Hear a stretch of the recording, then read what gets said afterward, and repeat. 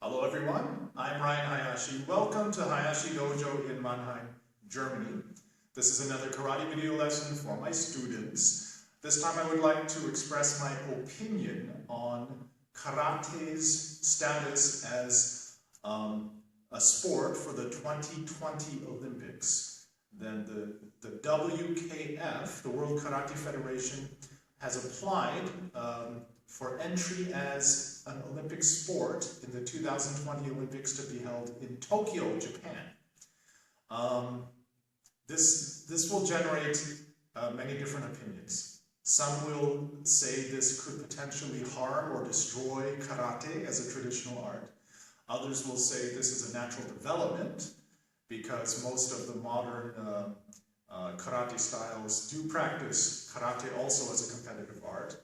And others will say this is a fantastic development and the best marketing event that could happen in the history of karate.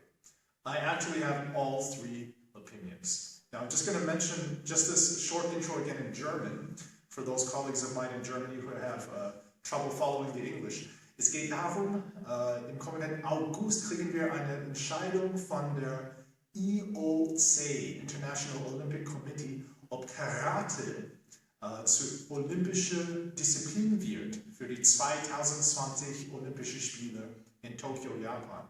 Es gibt natürlich viele unterschiedliche Meinungen dazu, ob das eine gute Sache wird oder nicht.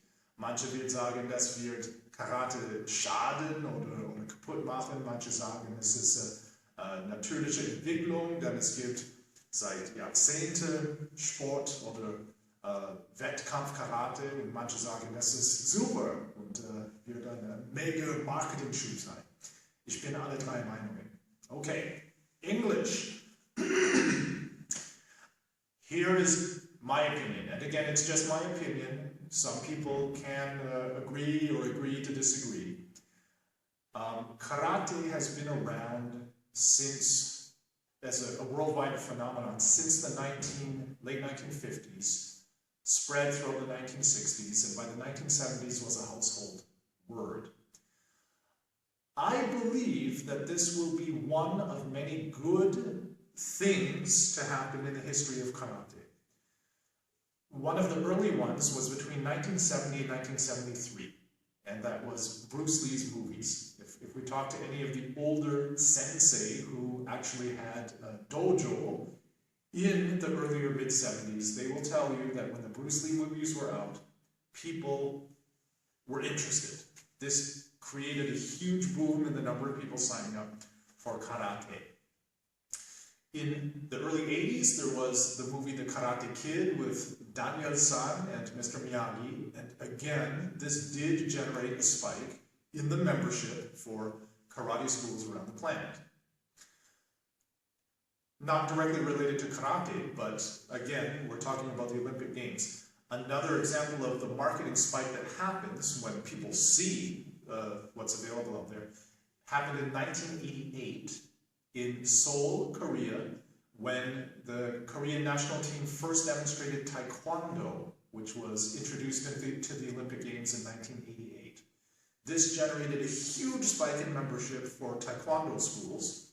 Before '88, karate was the market leader, actually already in the 70s, and other martial arts styles had lower memberships than karate. Karate had more people than the other martial arts styles in the 70s and 80s. And then in '88, when people saw the Taekwondo Korean national team give the fantastic demonstration on the Olympic Games, this is something the whole planet watches on TV. I saw it myself live as it was being broadcast when I was 15 years old. Beautiful demonstration. What happened within 1 year was a huge spike in the membership for Taekwondo, and in the year 1989, Taekwondo was the market leader, was the world's most popular martial arts style in terms of membership. Unfortunately, for those involved in Taekwondo, it is now in a state of decline in membership a short 20 years later. Hang on, I was 15, I'm now 43. A short 30 years later. Now 30 years, when we say short, I'm talking about longer trends.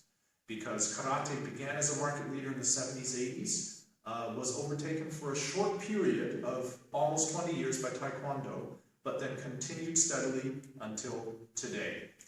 Now, how many people are involved in karate? It depends on who you ask. According to the WKF, World Karate Federation, this is the world's governing body for karate, which is in negotiations with the International Olympic Committee, they say that there are 100 million people worldwide who practice karate.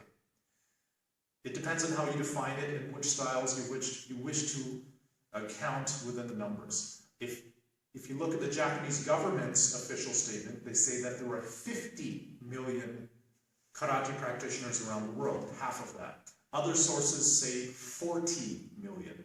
I always say over 40 million because no matter how you count it, it's still 40 million or more, and it still places karate as the largest of the existing martial arts styles in terms of membership. Now, if the world were to see the Olympics demonstrated by the WKF Japanese national team, or a mixed international team at the 2020 Olympics, this would demonstrate a huge spike of interest in our art. Now, we get this information coming soon in the next 2 months. I'm filming this in June 2016. In August 2016, the International Olympic Committee will give its decision on 5 applicant sports. They are skateboarding, surfing, sport climbing, American baseball, and karate. Now, there are a few factors which are speaking in favor of the acceptance of karate into the Olympic Games. First of all, the division of male and female competitors in competition karate are 65% male and 35% female.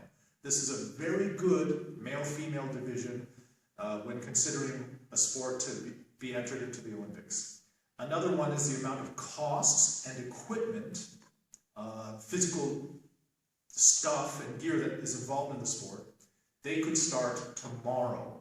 Then the majority of all existing sport halls and sports arenas and facilities are, in karate, all we need is an empty space. We just need an open floor. We lay down our soft spongy mats and then we do our thing. Done. So it could happen. I personally am looking forward to it. Now, I'll give my position on all 3 arguments. The argument that it could damage karate. In a sense, it could. When judo entered the Olympic Games in 1964, the last time the Olympic Games were held in Tokyo, Japan, the spiritual birthplace of judo and karate. Let's see. 1964, judo entered the Olympics. 1988, taekwondo, that's right. Only those 2. Karate, I'm hoping in 2020. But when judo entered, we got a lot of other Greek, Roman wrestlers, guys from Russian Sambo, which is grappling wrestling style, putting on judo uniforms without a classical training and entering the sport, sometimes winning medals. This could happen.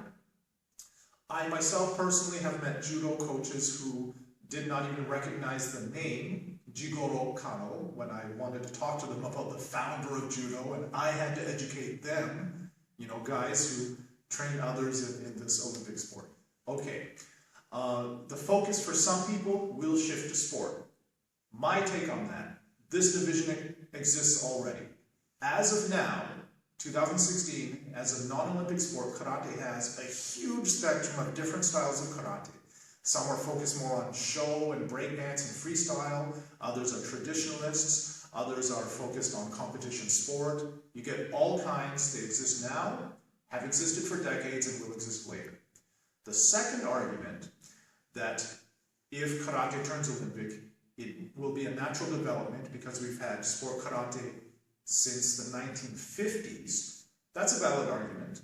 The founder of the Shotokan style, considered the father of karate, Ichin Funakoshi, was against competition. He actually stated there is no contest in karate.